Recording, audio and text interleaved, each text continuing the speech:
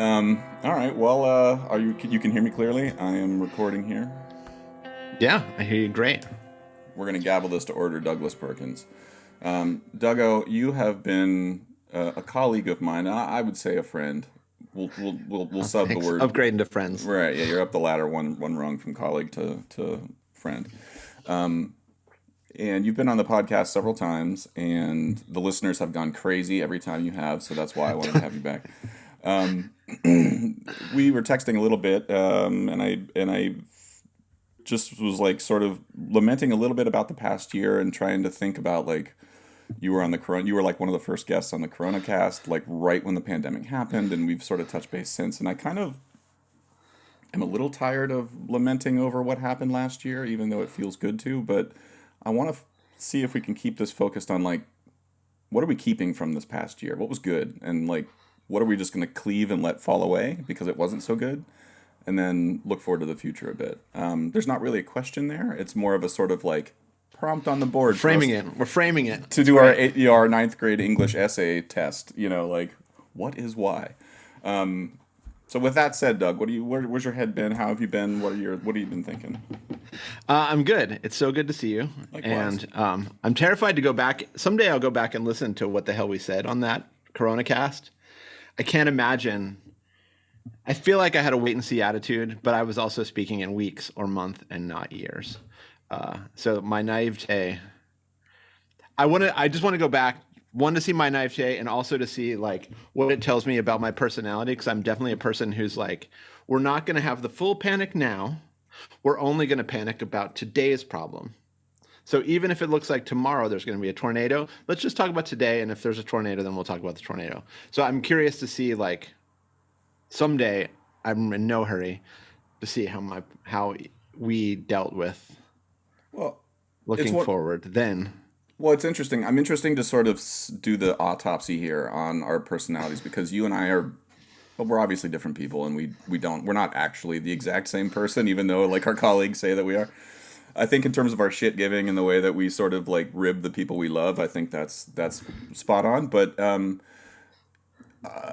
tell me if I'm misdiagnosing anything here. But you've always struck me as somebody who like you plan big projects, you plan outdoor projects, things that can go wrong at any moment, but actually rely on a long amount of preparation and things where you're thinking oftentimes a year out, like is when you have to start planning for something, sending emails to get 100 drummers in a field somewhere in Iowa or whatever.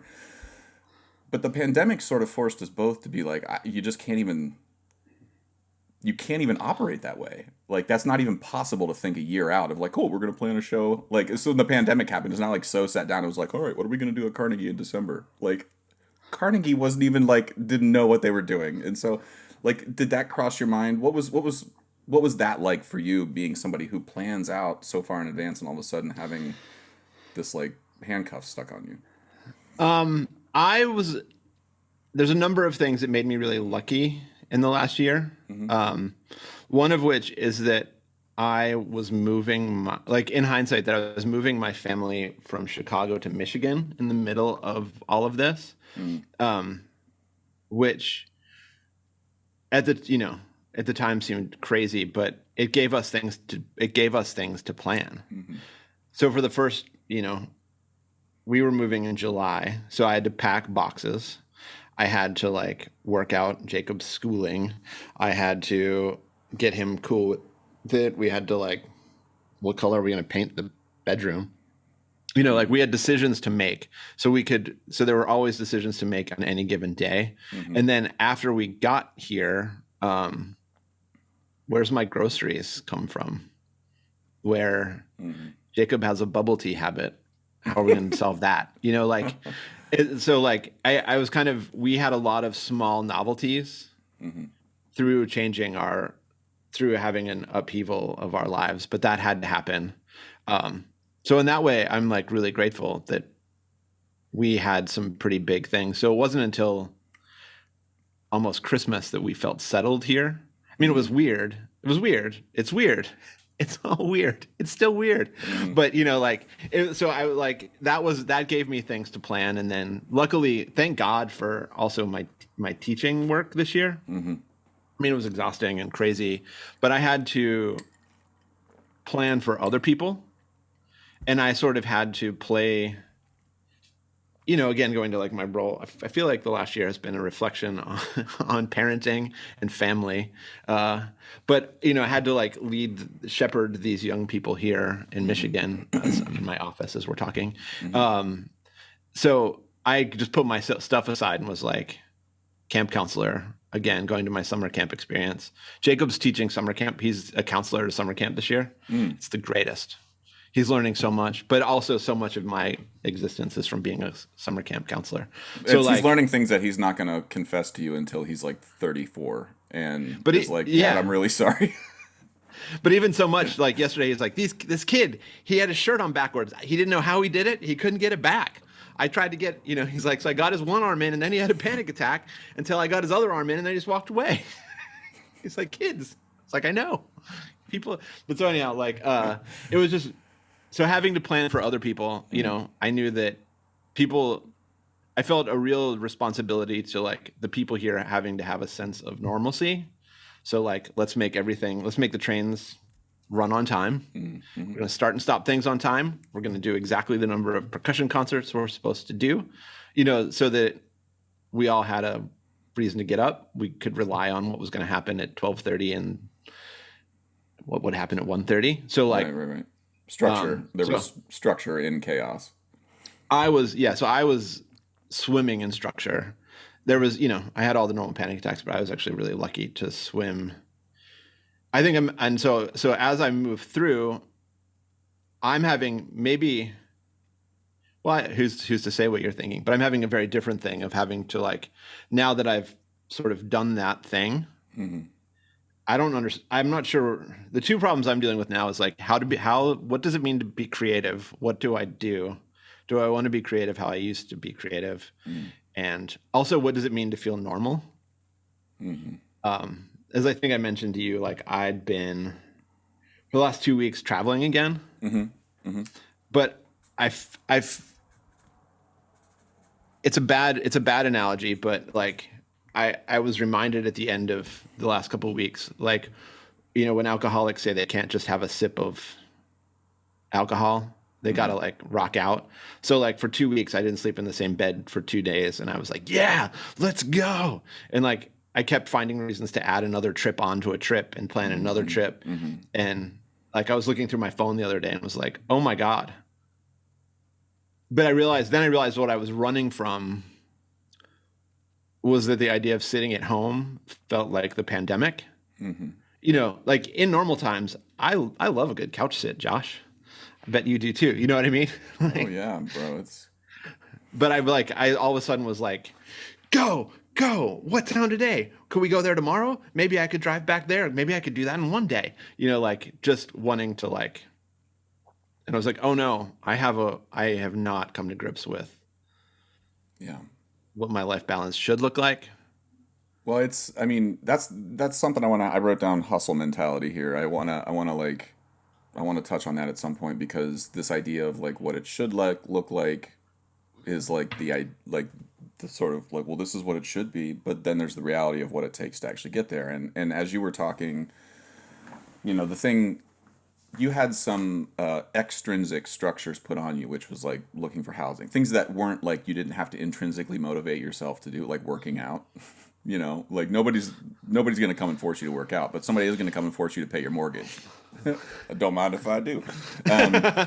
But looking back for me, I think I thought I was somebody who was an extrinsic or an intrinsically motivated person to put structure on myself naturally. Like, meaning like, oh, the pandemic's going to come. So like, yeah, I'm like, I know how to, we did those flower pot conversations where it's like, hey, you just do a thing. And it's like, for me, I realized after a year now, it's like, oh, wow. The only thing that kept me afloat was doing a podcast. Like, because for me, the incredible sense of like solitude is something I need people around me.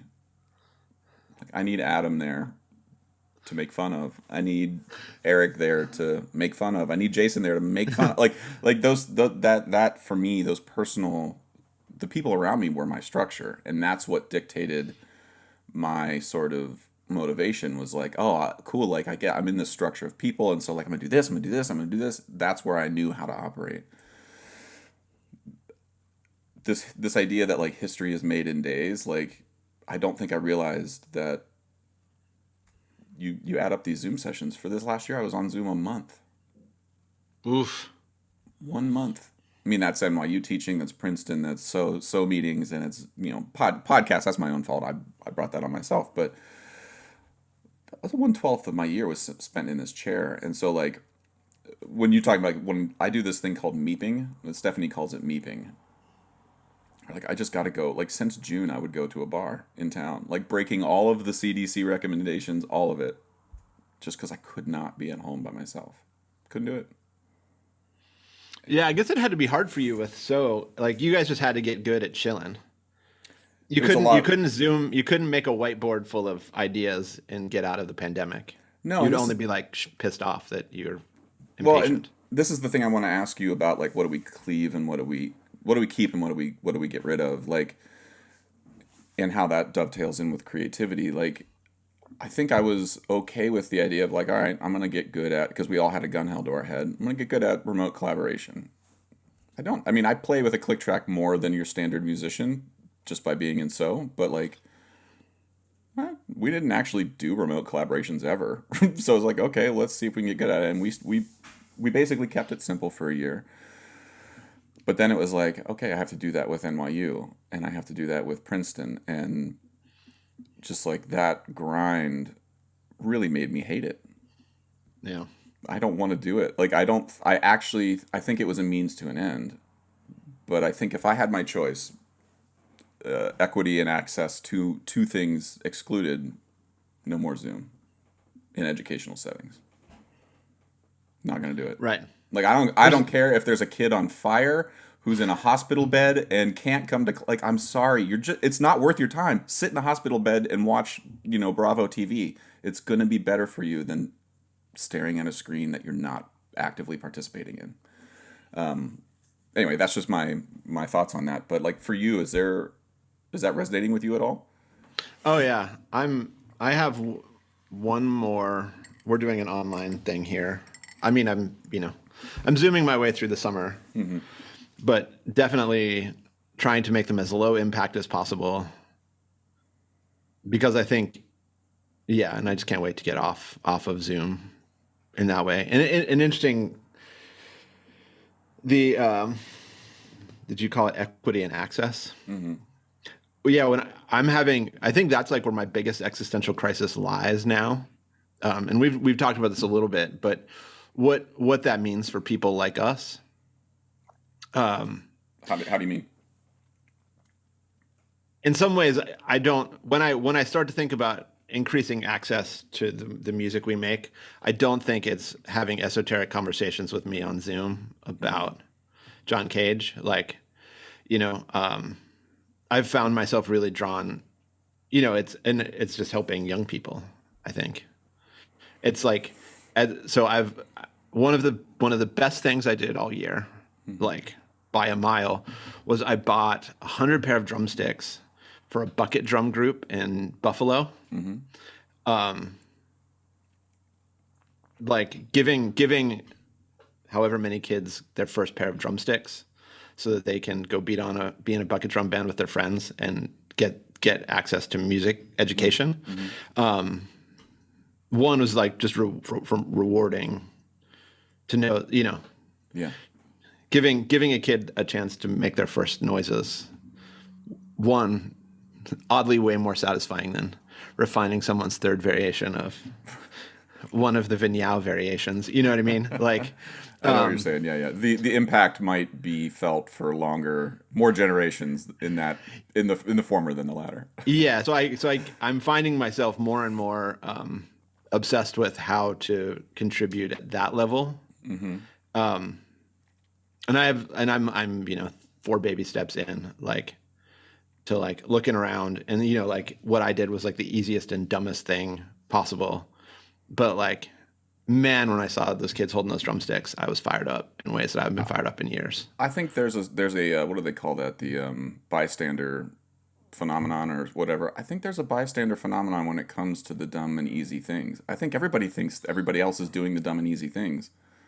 And so no one does the dumb and easy things, which is like, seeing an opportunity and being like, well, this will cost me $113 Yeah. or whatever it is, and it's not, you don't have to walk around being like, I've changed their lives, but you might have changed four of those kids' lives. And is that worth $113 to you?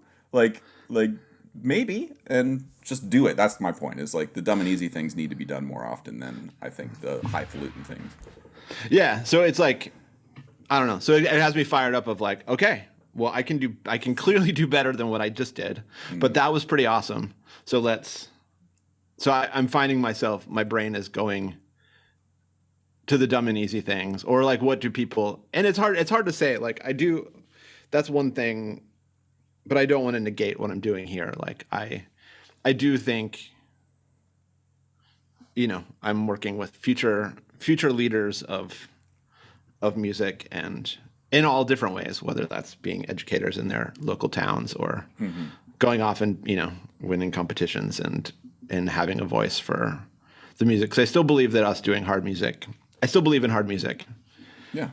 I believe that it has a different impact, and it's a gift that I have. So, as I've told you before, like, the dumb Catholic priest when I was like 17 was like, God gave you a gift and it's this weird stuff, so do it. It's like, okay. So I'll keep doing it till I don't. But like, Yeah. but definitely, like, when I think about, should I put more energy into giving out free Zoom lessons about Alejandro Viñal? I don't even like Alejandro Viñal's music. I do. It's fine. I'm talking about him more than I think about him right now. Yeah. But when I think about putting access more into that, or more into like, what does my community need, or what do young people need, I'm spending, right for now, I'm spending more time there. But I also like don't want to practice. Yeah. Well, I mean, I think it's okay. I mean, one of the things too, just to agree with you that in terms of like, it's the tend the garden you can touch sort of. It's some Buddhist phrase, I think, that Stephanie told me about from one of her classes, and it really sticks with me in my craw in a good way of like, yeah, sometimes you're going to be Stradivarius, like the teacher, and like you're like, yeah, no, like we need this file and this thing, and then you do this for 4 hours very slowly, and that's how the acoustics. Trust me, like you got to do that. But then sometimes you have to teach somebody like, this is how you plant the tree that's going to grow the wood that we're going to use in 20 years, like. And it's going to be boring. It's going to be easy. Just do this. And sometimes that's important as a teacher. And the older I get, the more I feel responsibility to do that. But for me, the access thing is like a student from Trinidad. And that's like for person that personally I have a connection there. And it's just like, if there's a kid from Trinidad who wants to study at NYU, but for whatever reasons can't come, whether it be COVID or finances or whatever, like, that's where my ethics sort of bump up against where my emotions are right now with Zoom. But I digress. There's not. Well, yeah, no, it's fine. I mean, I think it's like, anyone that listening to this, we should, I love talking about, we just have to define our communities. We define them differently. Yeah. And we're moved by different communities. And as Yeah. long as we're serving them to the best of our ability. Well, that's the other thing. Sorry, that's the other thing too, that this pandemic has actually sort of like amplified for me, is the like, oh yeah, we are a collection of thousands of different communities that all have morally relativistic views on everything.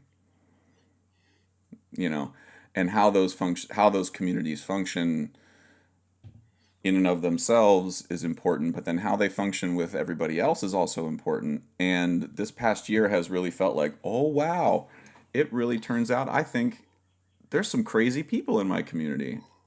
I didn't realize that. And maybe this other community that I wasn't, maybe I want to be over in that one more, because they just, for whatever reasons, they see things a little more nuanced or whatever. I just like the death of nuance this year, I think, was really, really kind of that was something that I thought about a lot. Was like, oh wow, Yeah. you can't, whether it be with students, at least in my experience, whether it be with students or whether it be with a total stranger on Facebook, there's just no way to drill any deeper than an inch. Otherwise, you're going to be lit on fire by some community that you have no relationship to, and I'm not quite sure how to handle that moving forward. I think I have a little bit of anxiety of like bumping into some of the people that I'm terrified by on Facebook. I'm terrified to bump into them in the green room and Oh not know man. what to say, and that's a weird. I didn't have that feeling before. Yeah, I'm really curious to see what the next year looks like with everybody. I mean, everybody. It was just such a shitty year, Yeah. and especially for in a number of our, speaking from my algorithms, musicians had a shit year.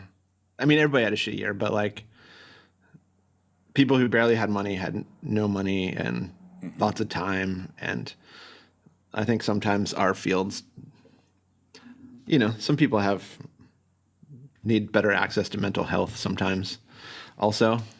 Well, I think, like, So there's yeah, I like mean, I don't any want number to. of reasons for people to freak out on Facebook, valid, invalid, or I think my capacity, well, and maybe this is coming to my capacity for empathy is anytime I see somebody freaking out on Facebook, I think like, are you okay? How's your family? How are you doing? Are you paying, are your lights on? Uh, Mhm. I've just been trying, I just try to go to that place as hard as possible. Well, it's hard because like I mean I have visceral reactions to things, and I'm trying to figure out like what are I was in a I was in a fortunate position this pandemic too, that I had employment, that I did feel guilty about having, but then I think the more I thought about it, and again, this is where my sort of the more moderate to right leaning personality inside of me is the like, this is proof of why you need to be the squirrel sticking nuts away all day and just like be thinking and planning and working and hustling and grinding and like, because you never know, like you never know where, when you stick nuts away, like when you might need them. And I'm all last year, all I did was see Eric Chabich pull out nuts that we had put away 5 years ago, myself included. Like I was just like, oh man, I'm really glad I stuck this here 7 years ago for no Yeah. reason other than I was like, well, I don't know, something might happen. There might be another financial crisis. Which was only like $700 billion at the time and lasted like a couple months of real genuine fear. And this is like you might die. And in a way, I felt a little bit like, okay, I did good.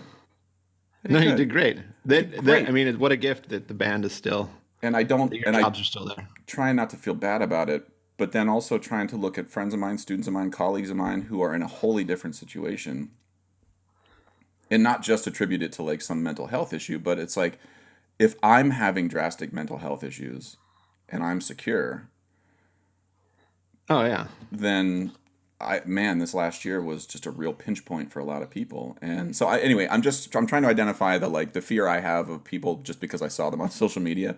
Like that's not real, and it's not appropriate and not fair to necessarily judge somebody by that. My hope is that when we get in person, I receive the same sort of deference of like, hey, Yeah, well, it's cool. hopefully they're This freaking out on like everybody and they right, forget. They're right. like, "Oh, was I mean to you?" I don't know.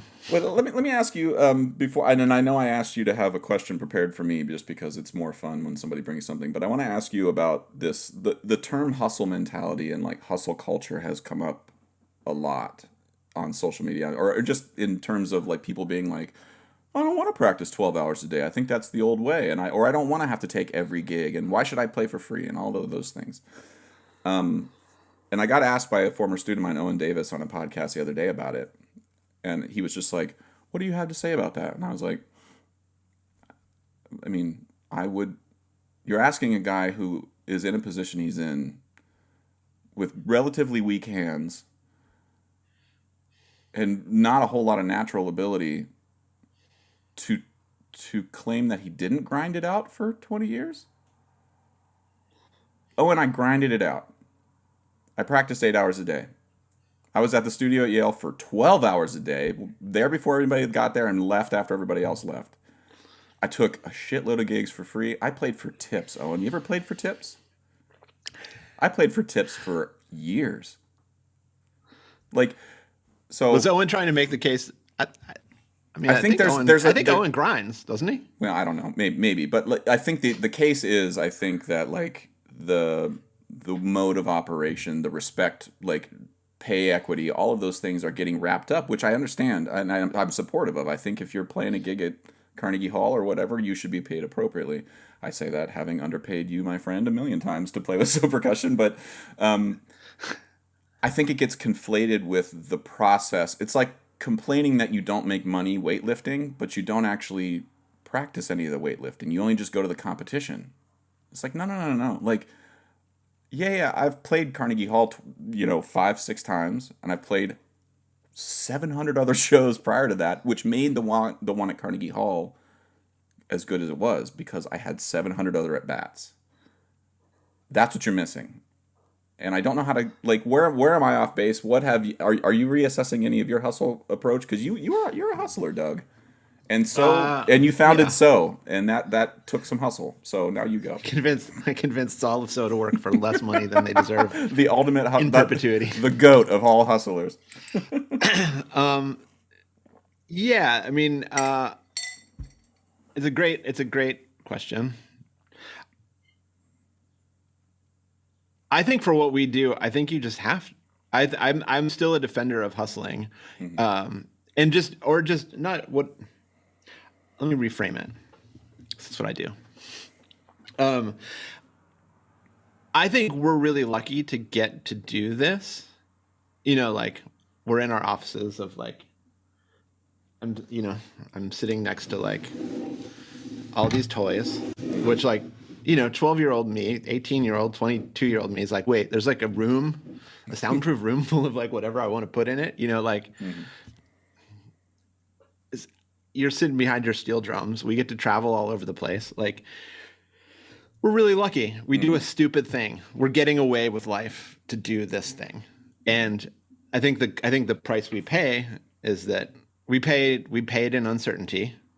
I think we continue to pay. Me less so. I mean, I'm really lucky where I am right now. But we years of uncertainty. Like, is this going to happen? Is this, and even at a smaller level, like, yeah, like, So is like 3 years of bookings away from irrelevance. It's not like it's not, I know that's not true, but I know that that's probably what you feel in your stomach of you're like, well, I don't know. Last gig we got on the books is It's June just 2025. And then I don't know, maybe that's it. It's a symptom of the reality of the market. I mean, like this, like to say that like So Percussion hit a point where the market then was just being proactive about hiring us all the time and we never had to do anything because we made it.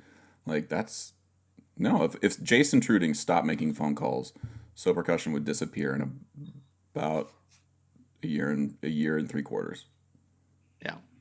And that's just the truth. So, And so people need to like understand that that's real. yeah, and that's you, that's Colin Curry, that's Evelyn Glennie, that's anybody out there trying to do it is in this feeling.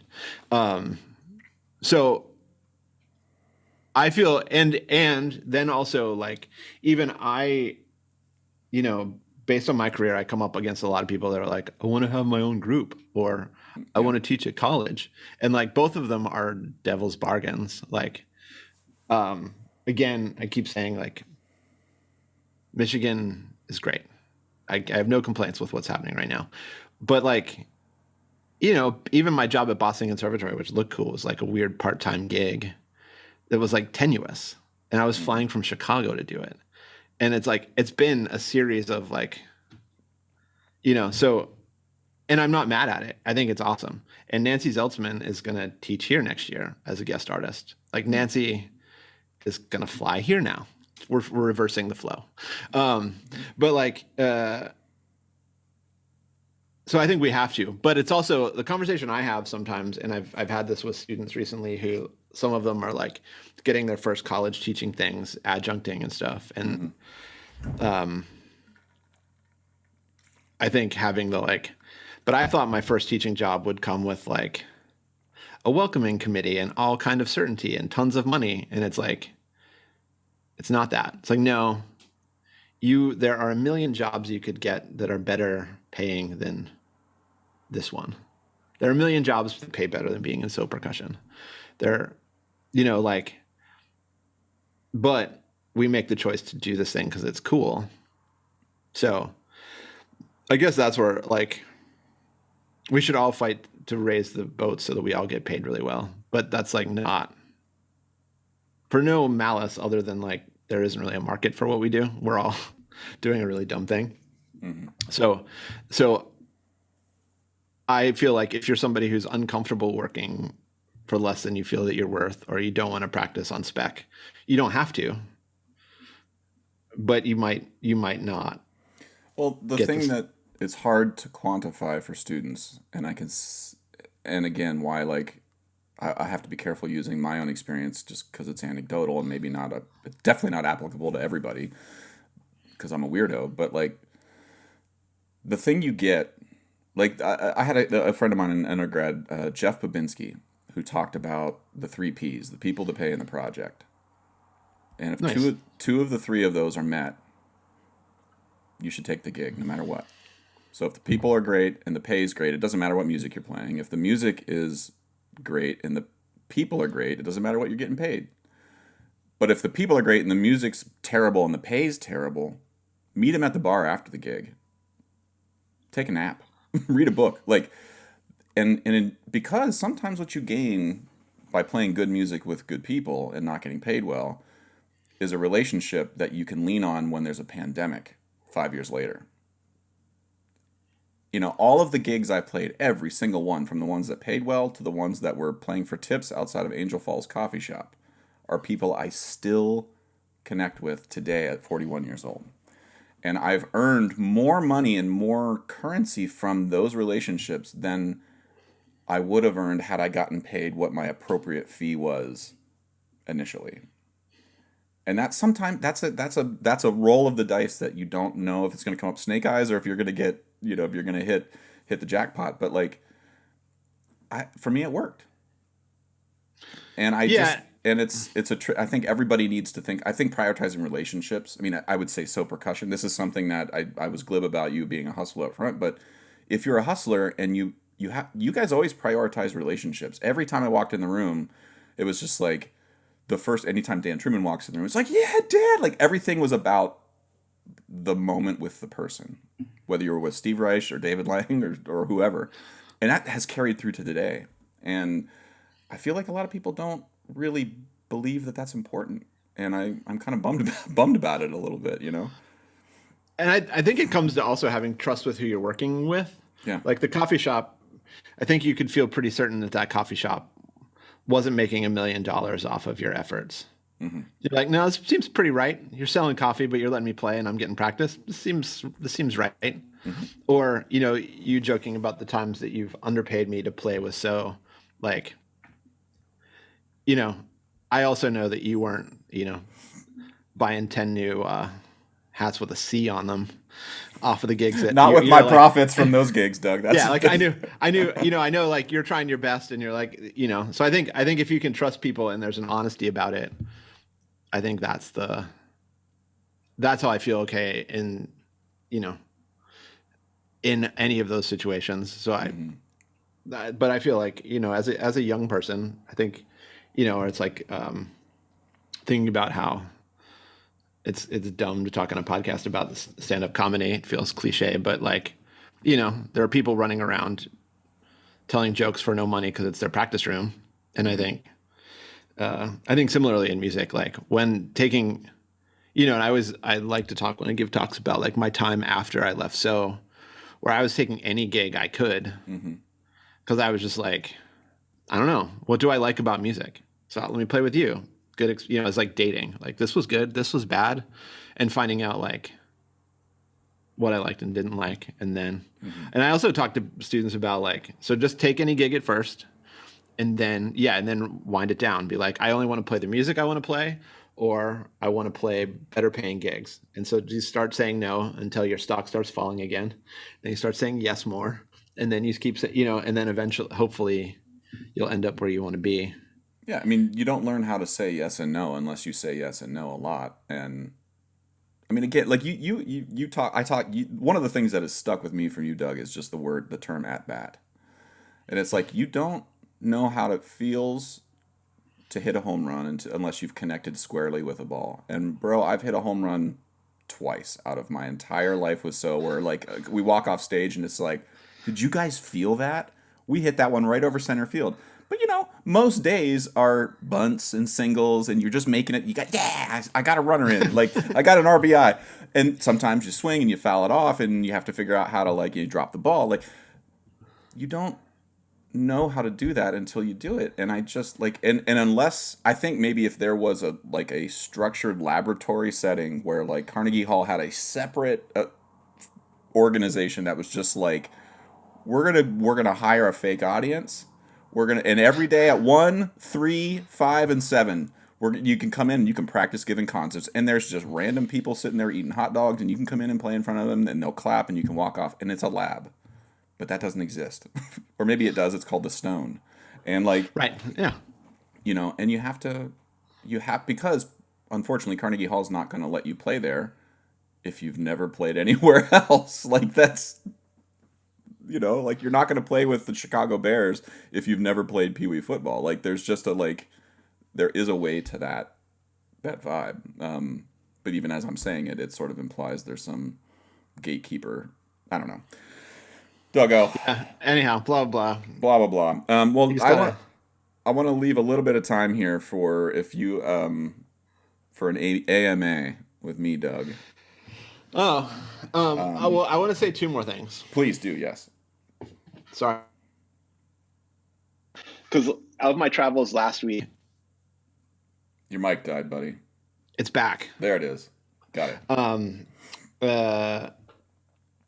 One, I played at Interlochen last week. Mm-hmm. Like, Keith Aleo had me up to do their high school thing, and we played a recital.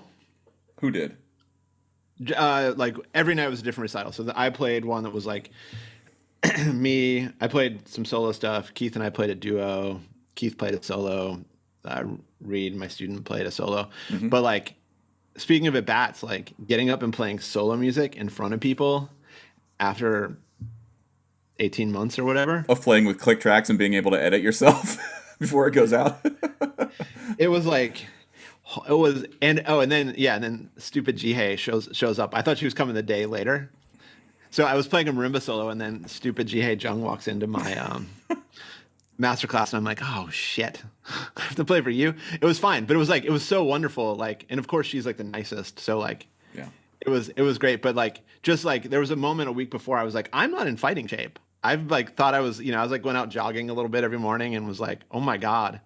But so like it went well. It went very, it went well, but like, oh my God, what a gift. And speaking of getting it back, like good. Being back, I'm sure you've had that in the last, when you got back on stage, but like, well, I think the solo playing is different. The fear, the like exhilaration, and even like the cute fear of like having the feeling, seeing Jihei walk in going like, like I was so grateful to be like freaked out that like one of my peers was here to see the show. Yeah. Yeah. It was like so safe and like great and terrifying. And I'm like, I feel a little bit connected to my instruments again. Well, I think I had less playing with 3 other folks is way exponentially less scary than playing by yourself. And so I think I had anxieties, but it was like the first show back in front of people was at Adelphi. Although it was recorded and streamed live, so there was like the only people in the audience were like the film crew, but we were on a stage and it was like, this is crazy, and we'd be like boom, and we would end and everybody would just, no one would clap because they were on the stream. And and it was a little bit like we would break and then they'd be like 5 seconds and we'd move to the next thing, and we at one point we were just like, hey camera folks, can you would you mind just clapping even if you don't like what we did, just because it really feels terrible. So like we would get done and it'd be like 3 people, but it was like, oh, thank God. It felt so much better. Yeah, and then anyhow, so that was a gift, and then I, as you probably know, some people, my good friends know, I'm an outsized Indigo Girls fan. Yeah. So, on a sad moment, like when things were looking dark and but needed something to look forward to, my friend Kate Sharon and I schemed. We found that the Indigo Girls were playing at a golf course in New Jersey, so we bought tickets. And last week, I flew to New Jersey to see the Indigo Girls, Yeah, you did. and it was unbelievable. I don't doubt it. Like, um, and again, like I'm like unpacking it just to watch.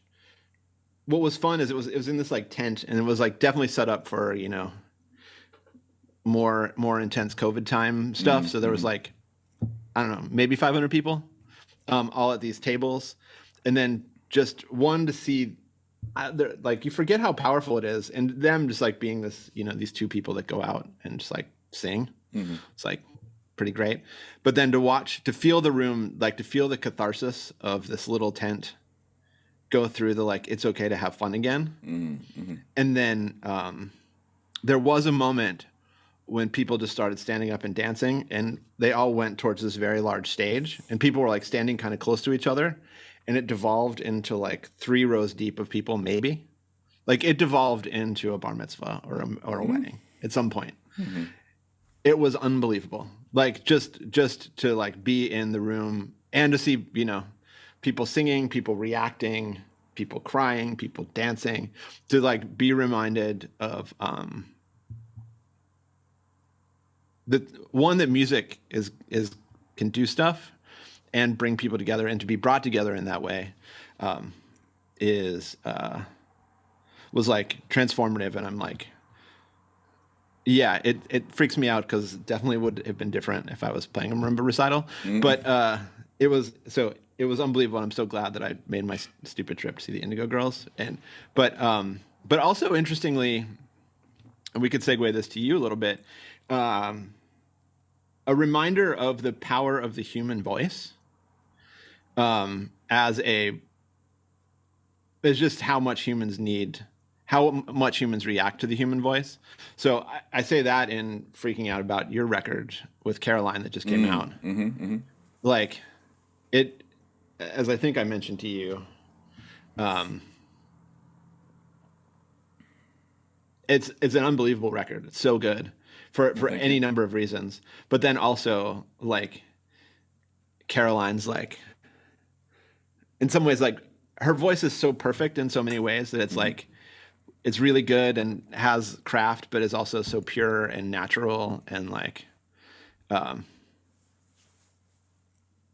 yeah. Well, congrats, I guess Well, first, but thanks. like, maybe you need to never go back to just being percussionist records again. Well, the was that your question, Doug, or was that Well, yeah. Can Caroline join full time? Can she take over the band? well, I posted last night that something about the ABBA cover, "Lay All Your Love," and I said Caroline's like a human jet engine. It's just like when she opens her mouth, the you just don't expect what. It's not even necessarily the quality or the crispness. It's just like the volume that she can unleash is nuts. And I texted you a little bit about the backstory of that album, and this is the thing that just like when we talk about creativity and how things, the hustle mentality. I'm sort of like now going to put out a counter to that, which is sometimes you just should just do something and not stress about it, not do it once and then leave it, because that the album, like we went up to Guilford Sound to record Taxidermy in Narrow Sea, and I think while we were there was like we had an hour or something, and so Caroline had this other piece called Other Song, or Find the Line, I think is maybe the title of it now, but so we just like messed around with it and recorded it, and we were just like, whoa, that was really cool. And so then we came into the studio later, like a couple months later, with nothing. Purposefully. Like there were some sketches, like Caroline's like, here's some chord changes, this, we can try this. Jason had a sketch, and we kind of just wrote the whole thing in the studio in like 3 or 4 days. And like, I don't know, like it's unlike any other album that So's recorded, where there's just like years of touring a piece like It Is Time or Neither Am I Nor Polly or something. And like, I don't know, it sometimes you just land on something and you trust the process. And this particular process, all the duos, like Let the Soil, the ABBA one was a duo originally, just with Caroline and Sly. We put in 1 hour limitations on every one, where you had an hour in the studio, whatever's done after an hour is what's done. And so like, I don't know. Not that we would do that with every album, and not that you should do that with every album, but the opportunity presented itself, and I think we're like, we really, again, like this is relationships though. I mean, when we talk about planting seeds and not knowing where they're going to land, like nobody made money. It's not like we paid ourselves. We lost money recording that album. Like we weren't paid to make that album. Like we invested in it because of the relationship with Caroline that we've had since grad school, where we were playing in Music New Haven together, and like, you know, we were all hustling for gigs and stuff. And now years later, it's sort of the relationship has gestated to the point that it is now, in a really great way. Yeah, and We're really pumped about maybe it. that's what I hear in the record. It's like there's so many of our friends that are trying to make records that sound like that or have like that kind of connection or like crossover effect, but it's so up its own classical music its ass. You know what I mean? You're like, ugh, this is disgusting. There's something about hearing that record that feels really like I feel like I can hear the organicism of it. It's just, yeah, it's just such a treat. And like, so I'm glad, you know, starting to hear you talk about it, that kind of just, that you kind of got out of your own ways and just like, And again, like that's something just to now to reinforce the grind. Like I don't think we knew how to get out of our own ways until you were in your own way for a long time. Like there's a lot of albums that we've made, like where we live. Again, I stand by them. There's other projects that we've done that maybe we didn't record, like a gun show. Absolutely in our own way the whole time. well, or Stand by. I maybe the stand. Amid the Noise record, like, and you know, as somebody, I was the ass they were trying to get out of the way of when they made that record.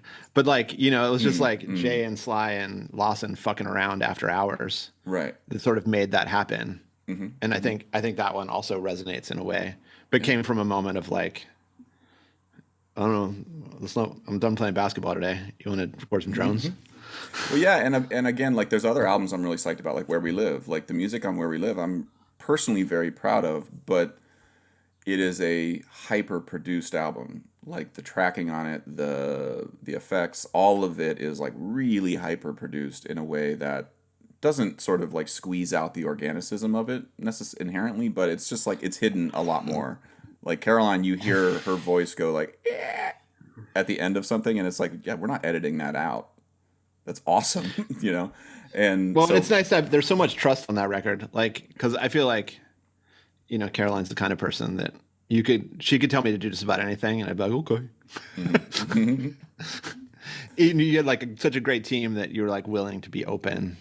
she's a very trusting person in the room. I mean, outside the room too, but she was very much, and it's not like we never disagreed on things, but like her particular type of confrontation, like her version of the like dissonance in the room, was always like, well, like, do you mind? Can I just try this one thing? And be like, yeah, sure. And then she would do it, and then the jet engine would turn on, and you'd be like, well, okay, sure, let's do that. You know, like so the dissonance was always sort of followed by a like real skill set to show what it is that her vision behind what it is she was thinking.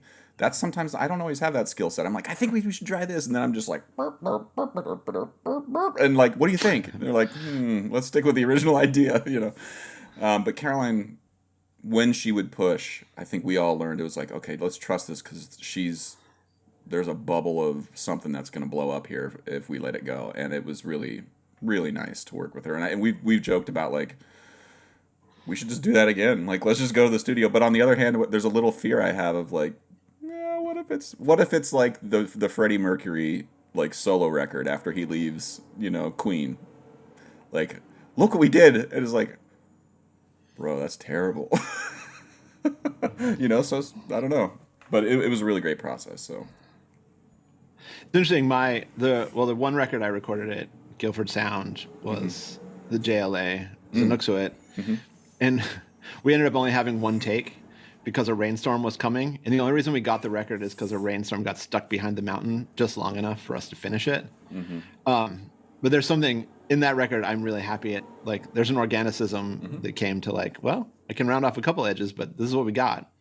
And did another record of John's a couple weeks ago that similarly just time and money got in the way. So we only had X number of hours.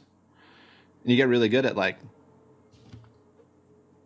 you can really squeeze that diamond in the studio, or you can say like, this is what we got. Yeah. And you can make beauty either way. Okay. So for you, I guess the question I was going to just ask you is like, is your ship headed in the right direction right now?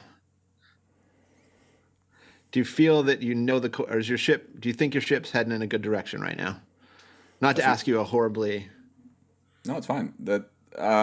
Yes, I think so, but I will say that wasn't always the case, and isn't always the case every day. And I think I'm of the mindset that like out of 30 days, if 20 of them I feel like the ship is pointed in the right direction, then I have to. It's like flying. You you have any pilot friends? Eduardo, yeah. So he like you fly with only your controls, right? You put the thing up and you've got to fly in the fog, and you got to trust your controls. I trust my controls. Sometimes I feel like I'm upside down, but that's vertigo, and that's not real, And so I have to trust that. So I would say for me around September, I would say 10 out of the 30 days. Like at the beginning of the school year and just sort of staring down that like entire 9-month strip. Yeah, that was an intense minute. Oof. It was really, for me personally, privilege aside, that was the thing where like when I would log off Zoom, I would just sit like this for like 15 minutes before I could do anything. And I would say I'm back to 20 out of 30. And I would say both for So, I think there's a lot of uncertainty that So is sort of heading into this new, like it's nice to feel like you hit all those nuts over the last 16 years. Yeah, but we did this last year? We ate all those nuts. So now I have to go find more goddamn nuts. And those nuts from 2011 were really good. It took a long time.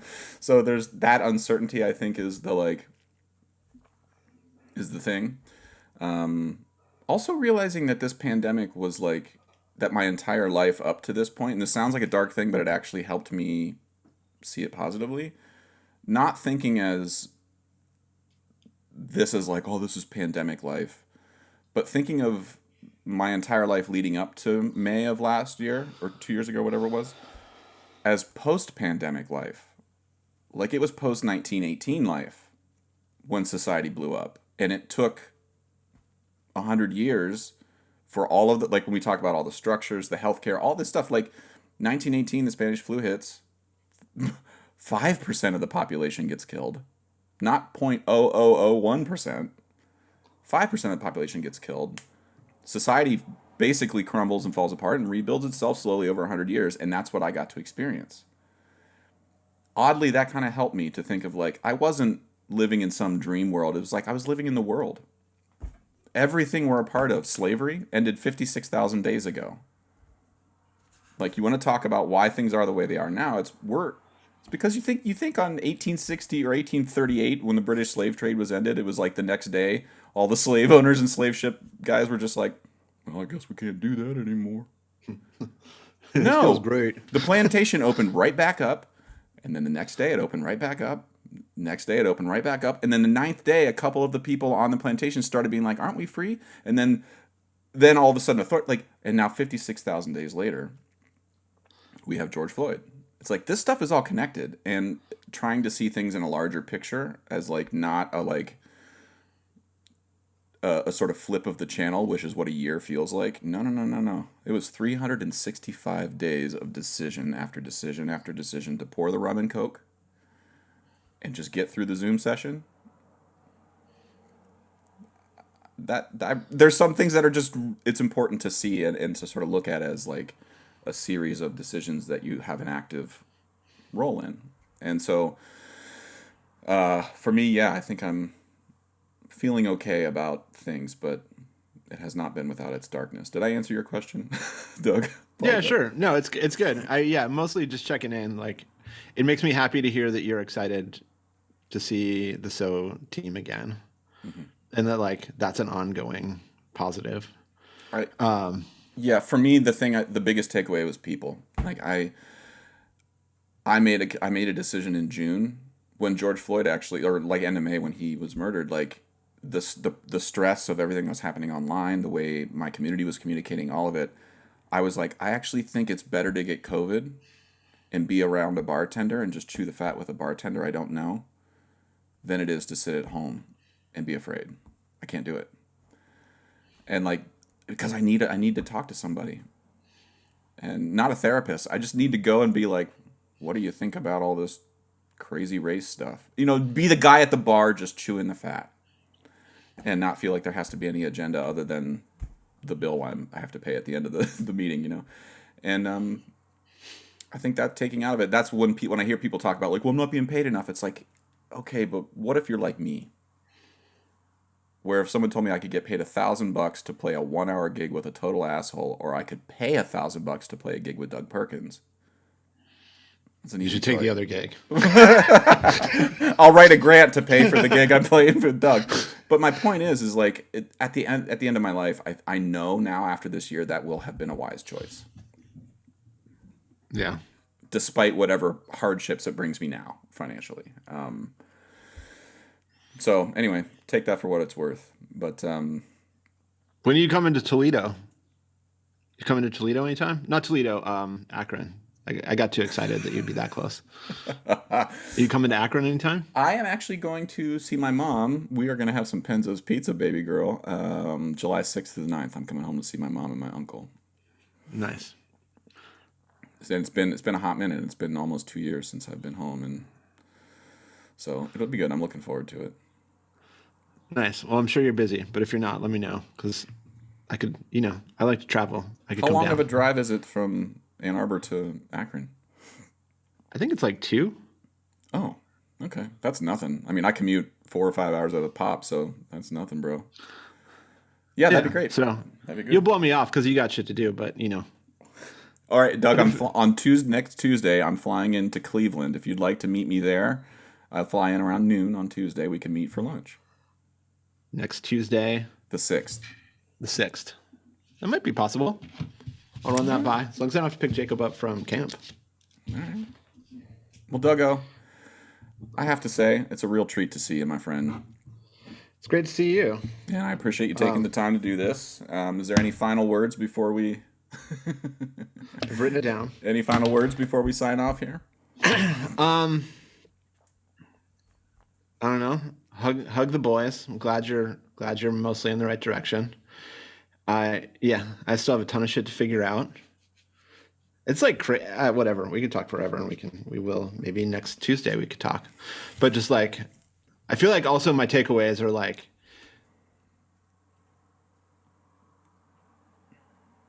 yeah, I feel like I think a lot smaller now. I think like I'm more aware that your family, like, as you know, family is important, and like every day I wake up next to a wife, and that needs tended. You got to tend to your family, got to tend to my son. I've got this. And every day, Lauren wakes up next to you. And that is the worst thing that Put yourself in her shoes for 2 seconds, Dougo. So, I try to use more soap than I used to. Some essential oil spritzers is, whatever. Yeah. So I think hygiene, I've learned about hygiene this year. If I can't change who I am, I can at least smell better. I got to at least augment who I am. Yeah. Yeah, I think I'm a more humble person than I was. I've got a long way to go, but